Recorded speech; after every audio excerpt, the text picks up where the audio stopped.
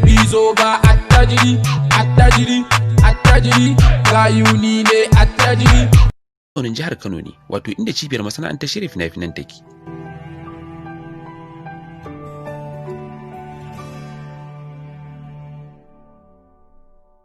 Sai dai ba da jimawa ba da wallafa wannan jawabi, sai suka ƙara bayyana cewa jarumar Momi Gombe ta ji sanarwa da yunkurin wannan matashi, kuma ta ba da damar ya zo ya ganta a inda take duk sanda ya shirya.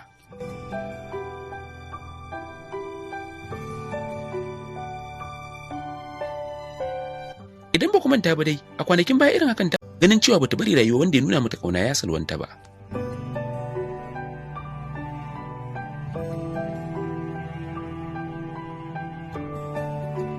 Duk da daitan sa'ilin da wancan matashi ya fara irin wannan wauta akan Maryam, an yi hasashen bashi kulawa ka iya sawa wasu masu tunani irin nashi su samu sabuwar dama wajen ganin sun samu ganin jarumansu ko su yi musu barazanar kashe kansu.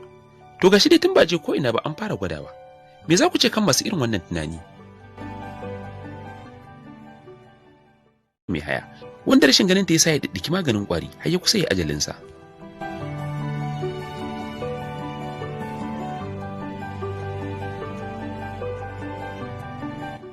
Sai dai kamar yadda wancan matashi ya sha zagi da suka dangane da ganin wautarsa da ake yi, shi ma wannan hakan ce ta faru akan shi, inda mafiya akasari ana ganin wauta da haukan wannan matashi. Kuma akasin Maryam, Momi ta sami yabo ganin cewa bata bari rayuwa wanda ya nuna mata kauna ya salwanta ba. Bizo ga attajiri gayuni ne attajiri.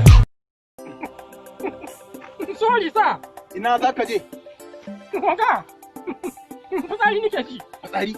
Duk bayikan da suke cikin ofis ba inda za ka yi fitsari sai ka zo nan bayan gari? Koga. Na rinke da Allah na gaji ne.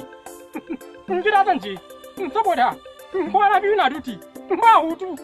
To kai waye ga yamma aikin 'yan sanda na ragaye ne, aikin 'yan sanda na jarumi ne, aikin 'yan sanda na masu ilimi ne. Wai kai shin wani kwali ma kai? Ku danna subscribe domin samun sababbin daɗaɗɗen shirye-shiryenmu.